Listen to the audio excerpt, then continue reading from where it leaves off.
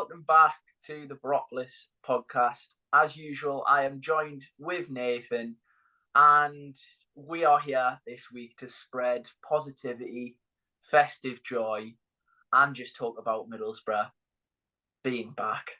Nathan, you asked me in the last podcast for a prediction for this upcoming week that we're going to discuss in this episode, and I said 2 wins. It's as simple as that, 2 wins. And I was right. We've got one hell of a podcast on our hands today, Nathan. Just what you want on Christmas Eve. Yeah, you do. Yeah, spreading Christmas cheer. Our Borough this week, 2 wins in 2 different competitions, through to the semi-finals of the League Cup, which, I mean, you're the most fair weather cup fan ever, so you're not really that bothered, I suppose. No, no, And no. then, yeah, still in touching distance of the playoffs in the league with like 13 players available. So yeah, we're flying. We're back on track.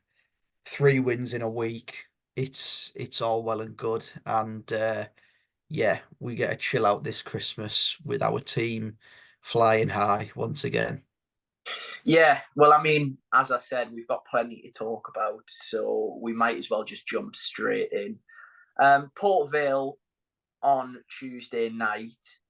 I mean, we spoke in the last podcast saying that it would have to be a professional performance from Middlesbrough, and they have done well in previous rounds in similar scenarios where they are expected to win, but they've remained professional, they've done their jobs, and they've progressed in the competition.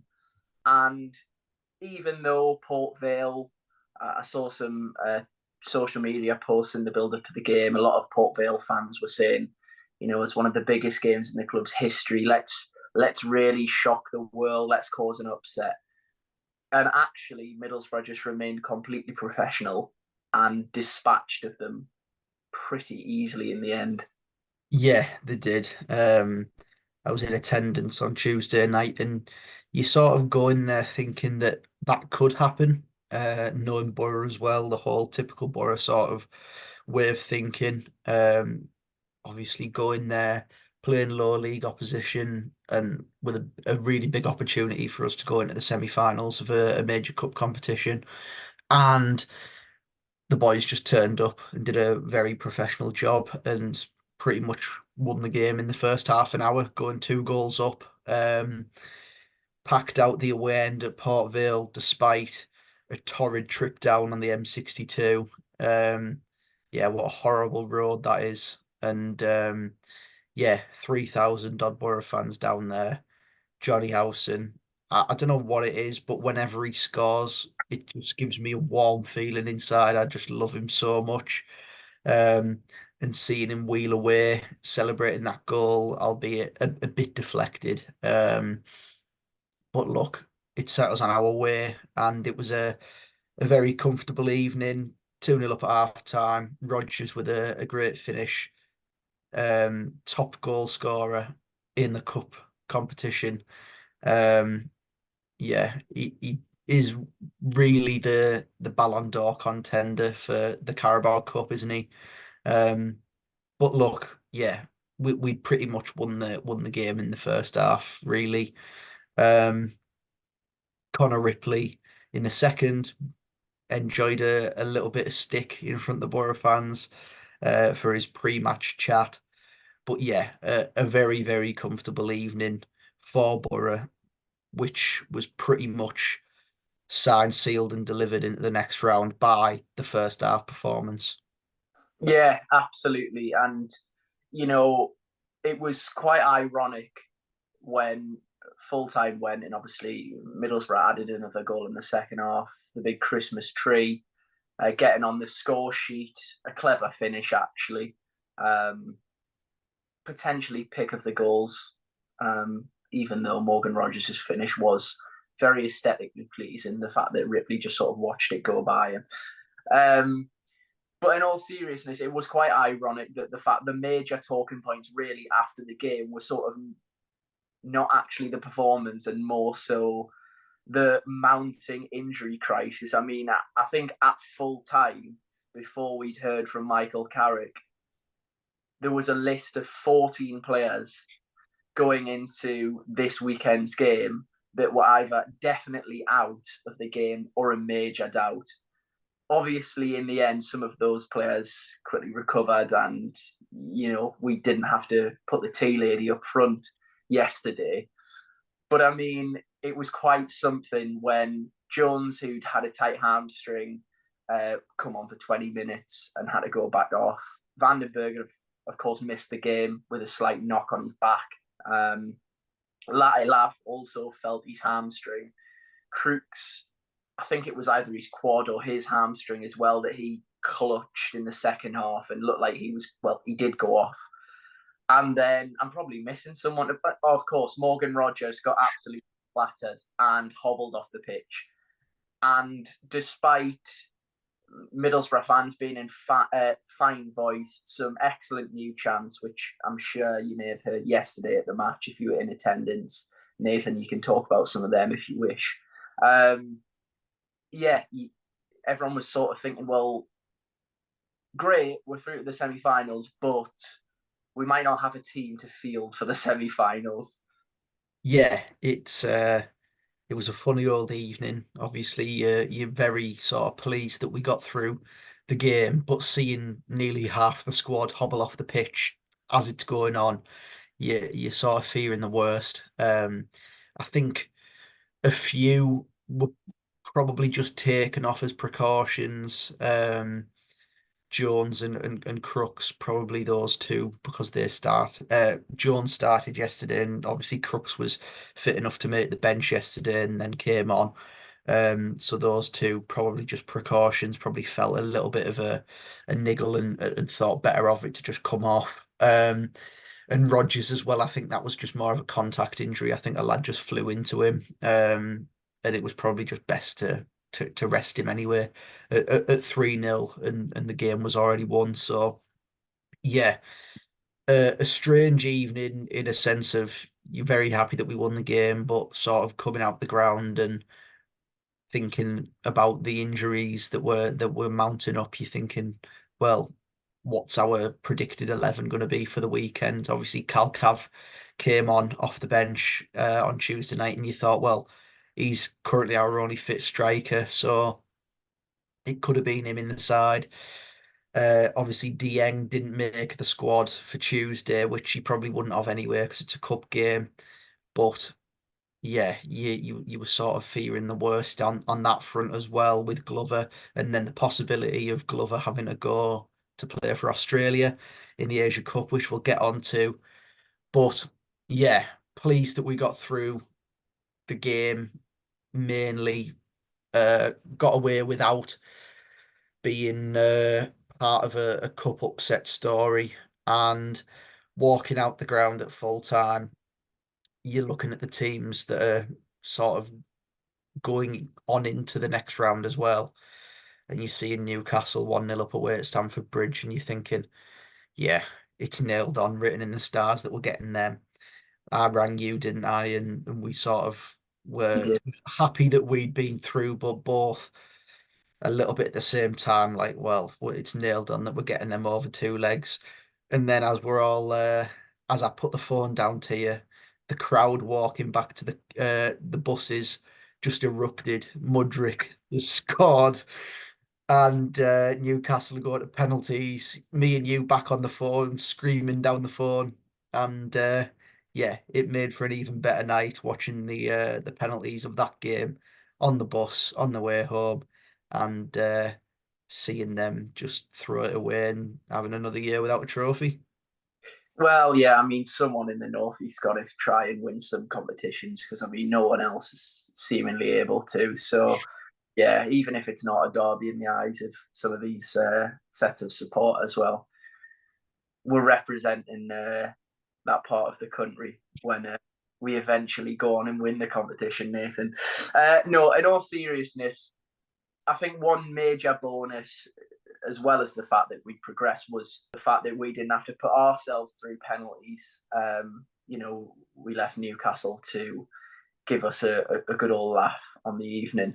And I should say that I did celebrate when Kieran Trippier missed his, and whether I'm a fair weather cup fan or not, I'm just going to come out and say I did.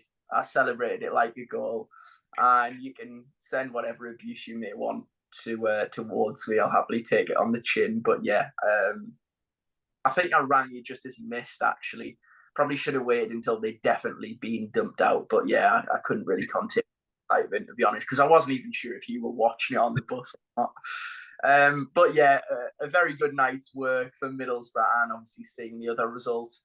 And then the following night, of course, we got the draw, and lo and behold, after Liverpool progressed, thrashing West Ham, Fulham had beaten Everton on penalties, which was somewhat of a shock, I guess.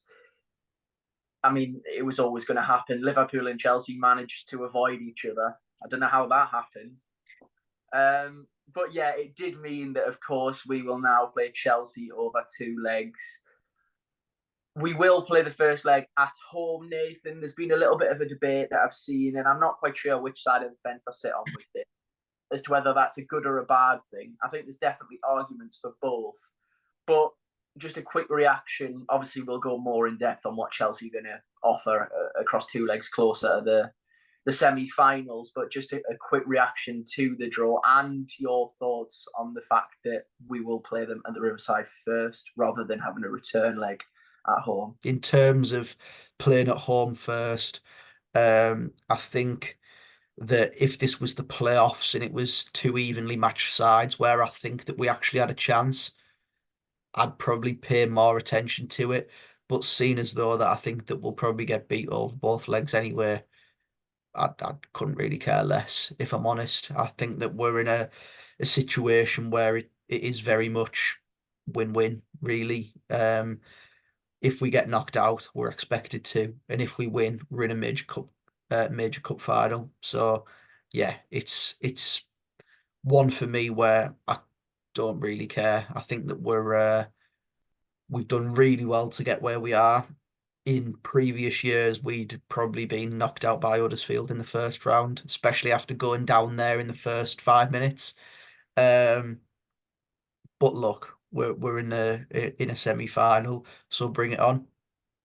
Yeah, yeah. I think just from my perspective, I actually think that, look, I'll address the elephant in the room. I've been fair weather and admitted to being a fair weather cup fan throughout this season. So I'm not going to sort of turn my back on that now. But of course, when you reach the semi-finals, things do change a little bit. In regards to obviously being at home first, I think the positive from me is the fact that you know that the side will be full and people will be going with plenty of optimism. And even though, as you say, the odds are stacked against us, we're expected to be beaten. It would be an embarrassment, really, if Chelsea do exit the competition because of us. Let's not sort of sugarcoat it. It completely would be a massive failure on their part. And I think a packed out Riverside, if you can even go to Stamford Bridge with something to sort of hold on to, I know that's still a huge ask, but at least you have the optimism of going to the Riverside for the first leg and not being 3-0 down after the first leg. Do you know what I mean? I think it takes away everything and all of the sort of. We've had some good nights at the Riverside in various cup competitions over the years. Obviously, Spurs stands out a few years back now. But listen, who knows? Obviously, Chelsea probably won't really want to come up here on a cold midweek. And there's obviously going to be a really good atmosphere in the Riverside. So, yeah, as I say, who knows? We'll obviously speak more in depth about it in future podcasts closer at the time. But, yeah, obviously an interesting draw and something to be excited about. Sorry, Chris. Let me just butt in as well. Um, Sort of just interestingly, when I was looking at Chelsea's fixtures in and around when they play us. Yeah. So they play Preston in the FA Cup on the 6th of Jan, and then come away to us on the 9th. And then they've got Fulham at home on the 13th, and then we play them on the 23rd. They don't have a game from the 13th of January till the 23rd of January. So they've got a 10-day break before playing us because the Premier League have decided that they're going to shot a 2-week break in for all the Premier League sides. Whereas in that same gap, from the 13th of Jan, we have got Millwall away on the 13th, then Rotherham at home on the 20th, and then we've got to travel to Chelsea midweek. So just to even stack the odds further against us, we've got to play another full 90 minutes with a completely depleted squad in that time. So look, the odds are firmly stacked against us. Yeah. And not only have they given Chelsea the away leg, their home leg in the second leg of the competition. They've even shot Middlesbrough again 3 days before. So yeah, it's just one of them things. But yeah, I thought that was interesting that they Yeah. get a Do you know big what? a big Honestly, gap. I pay that much attention at the Premier League these days that I wasn't even fully aware that there was a break in games. I really didn't. I've just been looking at our squad, hoping that people recover and think how we would play with this player back or this player back, and looking at the fixtures for the past I'd say 3 weeks. It's probably been about 3 months now.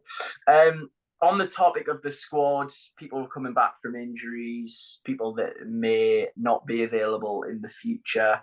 It's a consistent topic on the podcast, isn't it? But we heard from Michael Carrick after the Port Vale game in his pre-match press conference for West Brom, and we're given the positive news that obviously Riley McGree and Josh Coburn are or were going to be back involved, at least with the squad. Obviously, two major bonuses. But then, of course, like everything at the moment, there was a negative to chucking alongside that. Hayden Hackney, who we thought would probably be back for this game, is now actually in a further 2 weeks away, I think it was.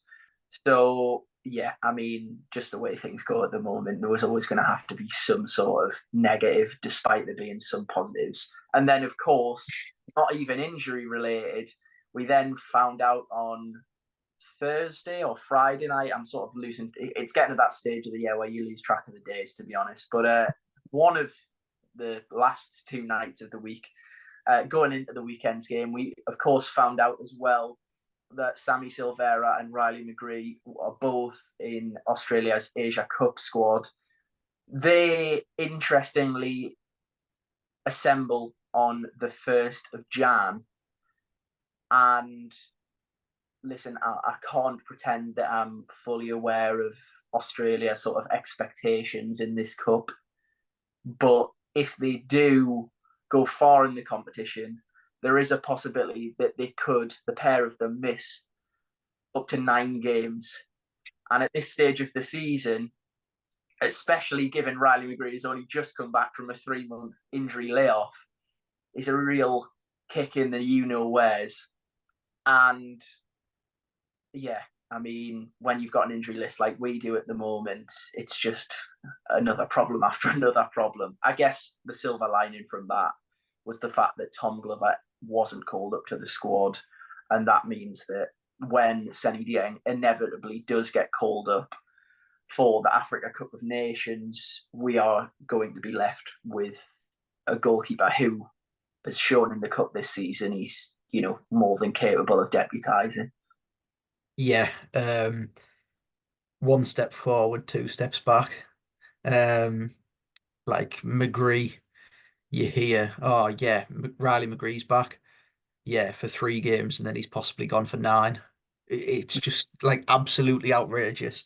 Um, Silvera just starting to sort of find his way in the squad. Yeah, he's going as well. Um, Hayden Hackney. Oh yeah, he'll be back before Christmas. Oh wait, have another 2 weeks off because he's just had a setback in his recovery. It's just an absolute nightmare, isn't it? But we've been plodding away still, and still just continue to try and pick up results.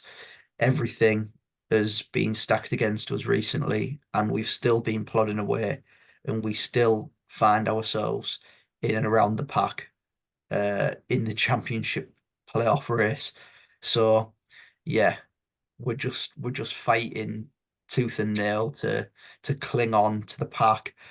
Get to January. We're only a week away now. Um, and yeah, hopefully once we get to January, we can add a few recruits early and sort of negate the constant loss of players um, that has been just going on for months now. It makes it all the funnier, really, because yesterday's performance did not look like a team that were absolutely injury ravaged and had been limping towards being able to make some additions to the squad. Because I think you could really make a case when factoring in opposition and factoring in how many chances we had in the game that yesterday's win against West Brom could have been our best performance of the season. Well, it's certainly been our best performance since the turn of the last international break.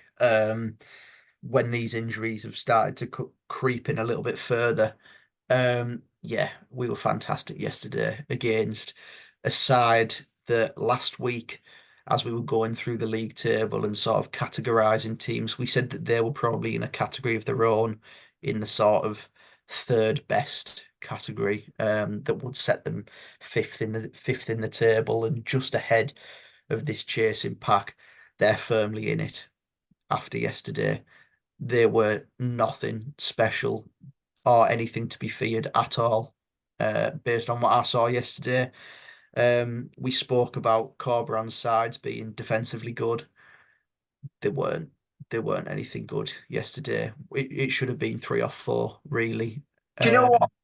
Quite interestingly, and I know we had this discussion last week, I actually thought it was more down to us being excellent yesterday as opposed to West Brom being poor. I think we made them look average, whereas I've watched teams beat us over the last few weeks and think, well, yeah, they've been average, but we've just made them not really have to do much. Whereas yesterday, I thought it was a little bit of a different one, actually. yeah, I think that we played really well, but I was certainly expecting them to offer more, like I have done with most of the sides that we've played in the last few weeks and been beaten by as well. But yeah, look, we should be 1-0 up in the first 2 minutes, really. Jones gets put through and places a shot at the goalkeeper who makes a save.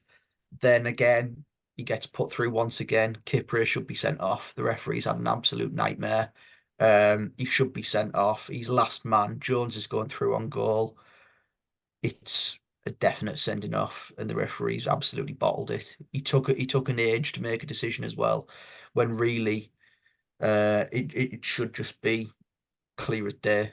Um, and I think that that probably would have made them sit in the shape even more than they did, because it was firmly 11 men behind the ball for them for most of the game. Um, However, after that red card and the slight injustice of it, they go up our end and nearly score the opener in the game, but Glover makes a fantastic save from a header.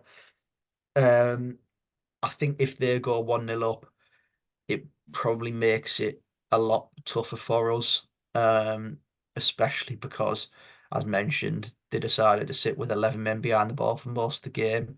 Got constantly broken down mind by us, playing some neat stuff in between the lines. And I thought someone who was very key to that yesterday was Barlasser.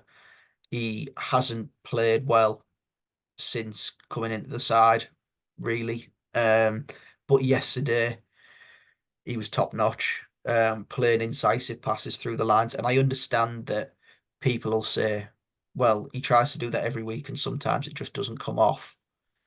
But his overall play, in terms of one of my concerns and sort of frustrations of the last few weeks, has been him just not even necessarily playing in midfield, but just sort of picking it up in between the centre halves and playing where it's easy under no pressure.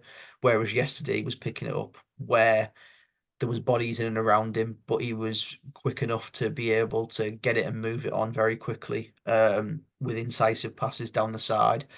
And the goal comes from him playing that ball down the side for Engel, and it was fantastic to see Engel bomb on down that side on one touch, play the ball across, a cutback, a Ryan Giles-esque cutback, may I add, and Rodgers is there to finish it, and it's a good finish as well in the near corner against his old side.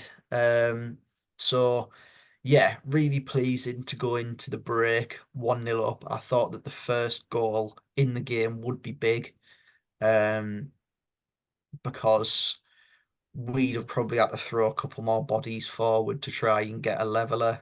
Whereas in the second half, it was relatively easy to just continue in the same vein that we did in the first half, probably with a little bit more ease actually, as they sort of stepped up a little bit further and you could get in behind them a lot more. But yeah, we just created chance after chance in the second half. Yeah, we did. And as you say, the first goal was always going to be important. And, as you say, just a special mention before we talk about the goal and obviously some of the, well, countless chances we had in the second half. It definitely felt like that. A special mention to Tom Glover, actually, because especially from where we sit in the stadium, if you don't know where that is, pretty much lower west, really. And for all the life of me, as the ball comes back in, and we should add, he'd actually sort of flapped it across, really, just beforehand it come back off the post. And at that point, you think, oh, God, yeah, well, where's Senny Dieng? Can we have him back now, please? And then the cross comes back into the box. And I can't remember if it was Kipri or Bartley. I think it's Bartley who rises the highest in this situation. And it's a goal. You're just expecting it to hit the back of the net. And Glover produces an absolutely sensational save. So I just felt that deserved its own mention because it keeps us in the game. But having not really played consistently, which I imagine for a goalkeeper is fairly difficult, he's actually, okay, yes, he didn't really have anything to do against Port Vale, but I thought he looked really confident yesterday.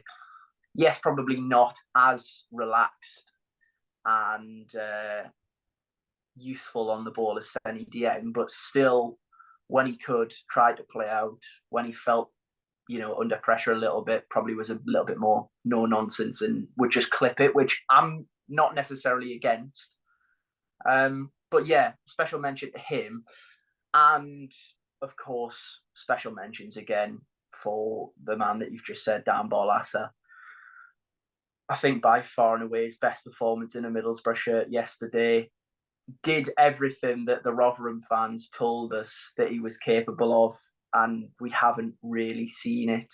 We've seen flashes, but very inconsistent ones at that, and sort of limited times from him in terms of getting forward and making those passes in the right areas. Like I said I think it was last week's podcast or the week before, you can obviously see that he does have the eye for a pass, but it's no good having the eye for a pass and even being able to execute those passes if you're deploying yourself in between two centre backs. So that was the real positive for me yesterday, as you said, that he was able to influence the game from higher up the pitch.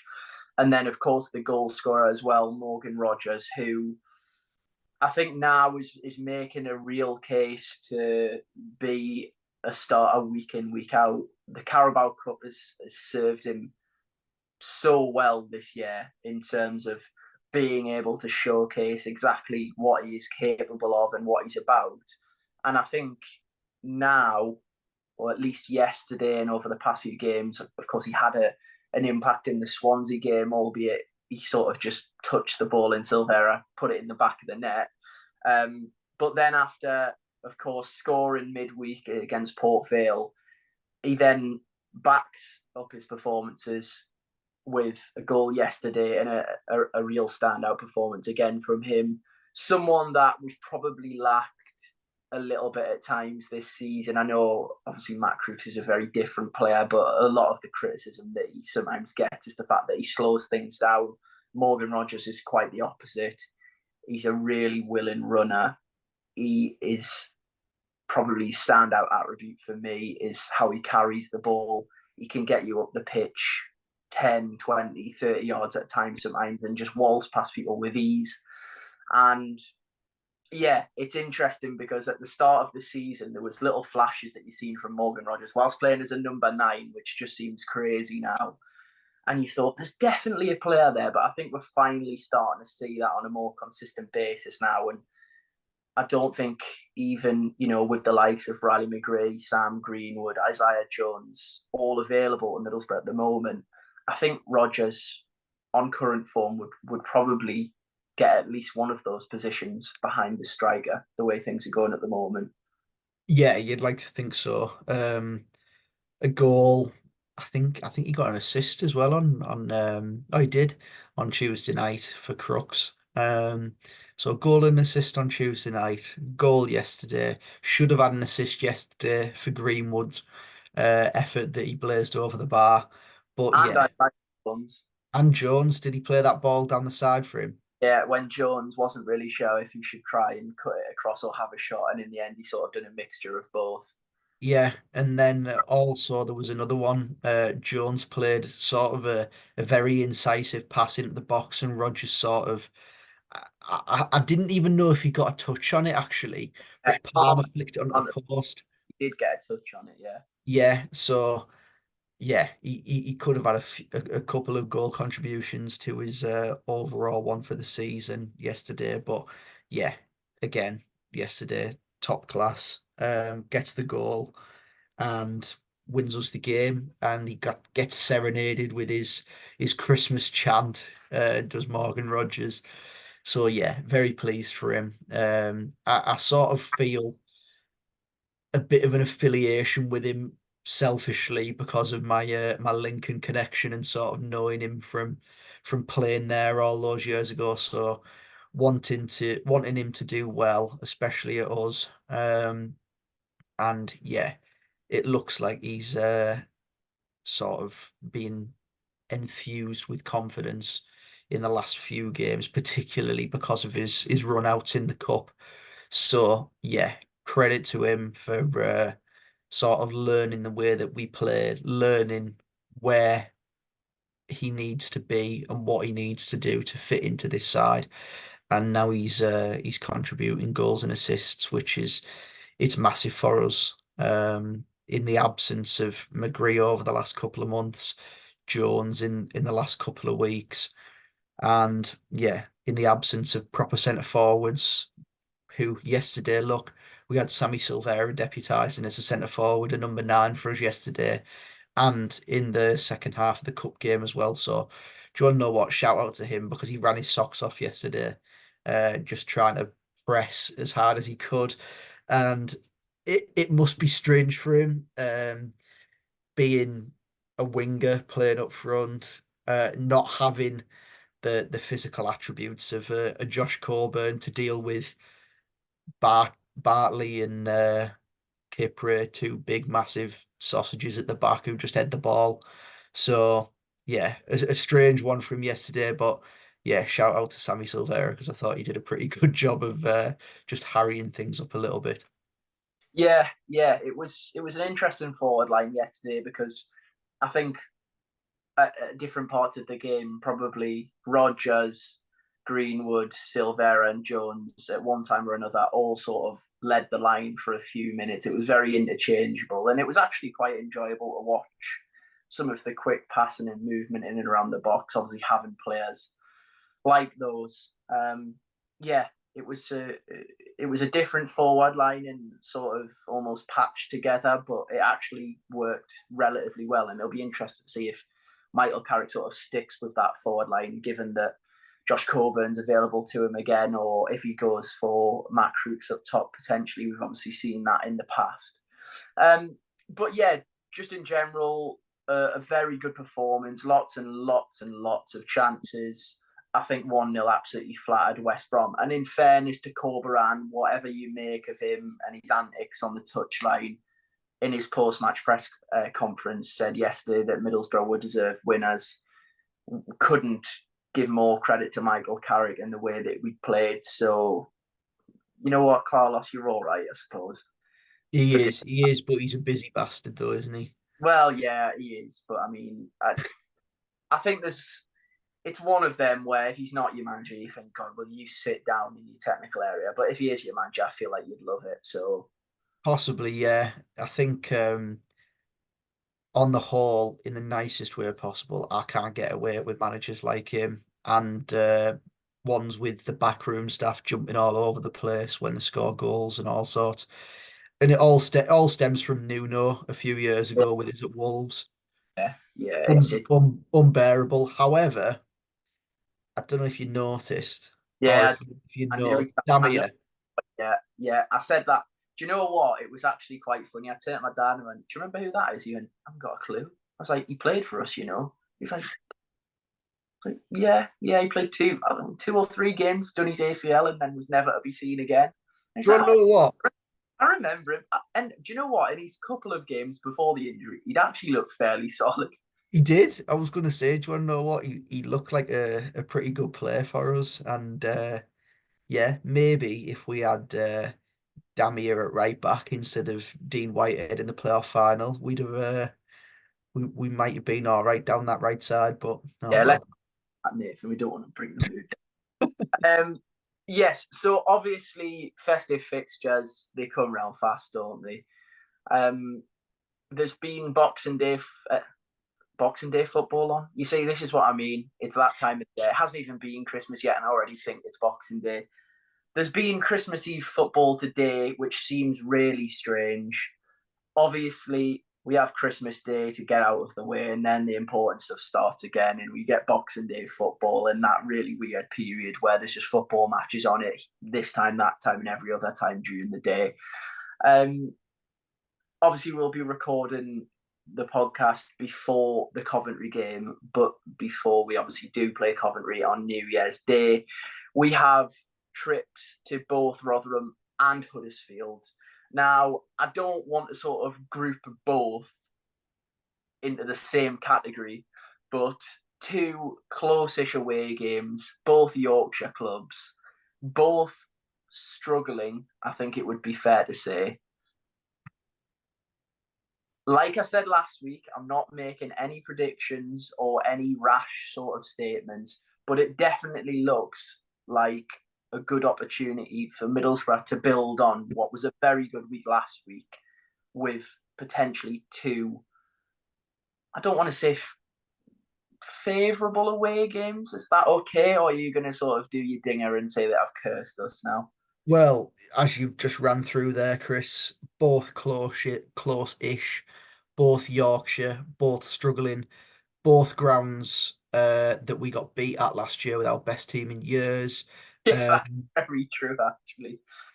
both were struggling at the time last year, and all clubs have been managed by Neil Warnock. So there you go. There's your boths and alls from us there. But yeah, Rotherham, Boxing Day, the New York Stadium. They're bottom of the league. They're without Daniel Ayala, who's having his Christmas off for the 100th year in a row. Yeah, I'm under no illusion that it's going to be a tough game. Again, they're a side that are a bit different to your sort of average championship side. Very sort of physical and want to be up and at you a little bit. Okay, in the nicest way possible. They probably don't have as much quality as a lot of other championship sides, but they certainly make it difficult for teams when they go there. Leeds have been there and drew. Ipswich went there and drew. So yeah, look, they've played some top sides there, and the top sides haven't left with all 3 points. So it's a strange ground because I've been there once saw us win on the final day of the season under Pulis. But like last year, got beat there last year, have been beat there in the past, got beat in our promotion season as well, there in the 93rd minute by Lee Frecklington, dear me. I thought we were falling apart. Um, We were, to be honest. I yeah, don't think we were in anything about it. We were at that stage. proper free fall. But yeah, look, it'll be a really difficult game. I'm under no illusion that we're just going to turn up there and win. It's not going to happen. But Dan Barlasser, Matt Crooks, Dale Fry, all turning up at their old club. Surely there's got to be some sort of favourable old player returns at old club type. Yeah, but we are saying this, but Rotherham actually do have a couple of ex Middlesbrough players as well. One of which, Jordan Hugel, whatever your opinion of him is, he can be a bit of a battering ram in the Championship and a bit awkward for defenders. Lee Peltier, don't know if he's fit, Not but sure. I mean, a bit of a cult hero to be fair. Yeah, In the one season he spent at the Riverside, and well, I was about to say Ayala, but of course it's Christmas time as you mentioned, so he's not available. Um, but yeah, actually, Rotherham, strangely enough, Rotherham sort of, just from my perspective, seems like it'll be a more difficult game than Huddersfield. And I know the league table doesn't suggest that at all. But from what I've seen on social media, a lot of Huddersfield fans are sort of piling the pressure on Darren Moore a little bit now and have kind of firmly made their minds up that it was a very, very stupid decision to get rid of Neil Warnock and replace him with Darren Moore. And they aren't on the greatest run of form at the moment. Again, it won't be a walk in the park by any stretch of the imagination. It's an away game. We've slipped up there in the past, but it's also not a Neil Warnock Huddersfield side. So that gives me sort of a little bit more confidence than, it probably should. yeah. I'm hoping that Neil Warnock doesn't turn up at any championship club that we've got to play. Ahead of the second half of the season, particularly in April time, because Yeah. it'll just give me horrible flashbacks. Um, but yeah, again, a difficult ground to go to. Strangely enough, we've won there already this season. Um, although it was against 10 men for most of the game, and Neil Warnock literally does not give a monkey's cuss about the League Cup at all, as we saw in his time at Borough. So yeah, we saw what they were about when they came to the Riverside, and for me, it was nothing special. But this is the thing with the Championship. If you're off for one day, you can get beat by the sides down there at the bottom of the division, and if you're on it, you can beat Leicester like we did. So yeah, it's a strange old division. Two games where, look, you'd hope that we can go to both grounds and bounce into the new year with a good few wins under our belt and two in a week again. But we're thin on the ground. You're hoping that the fixture congestion doesn't catch us up. Um, but look, it'll be two really interesting games. I like the Christmas week between Boxing Day and New Year. I'm quite gutted the way it's fallen this year that we're not at home on Boxing Day and that we're at home on New Year instead. I prefer it the other way around usually. But yeah, there we are. Rotherham and Huddersfield to come, bring it on. Yeah, yeah, absolutely. As I say, I don't want to sort of put the kiss of death on now, and I hope you're not going to ask me for two predictions again. Because although I said, do you know what? I should have put that after you'd asked me. I should have put a little bit of money on two wins because although probably we were expected to beat Port Vale, I think, and even I don't know if I said this to you before kickoff yesterday. I was just under the mindset yesterday going into the ground that we were just definitely going to get beat, and that's actually not like me at all. Like I kind of always have that little bit of delusion in the back of my head, but I really just thought we'd get beat yesterday, so that was even more of a pleasant surprise. But yes, another thing what we should say is me and you both pretty much delivered our like Christmas wish everyone well, all the best type of speech thing last week. Well, I mean, I don't know why we did that, because this is probably going to go out tonight. And I mean, if you want to do them again, then we can. But yeah, weird that we chose to do that when we had another podcast to record. Yeah, I think that we were just on a different planet after finally winning a game Yeah, after three defeats on the bounce prior to Swansea and winning with an indirect free kick. So yeah, I suppose now's probably a little bit of a better time. But yeah, 3 wins in a week. Merry Christmas, everyone. yeah. Obviously, all our best wishes to anyone that watches and listens. We hope you all have a wonderful Christmas. We absolutely encourage everyone to drink and eat way too much, because that's what Christmas is about. Enjoy it with your friends and family. I'm sure we both will, Nathan.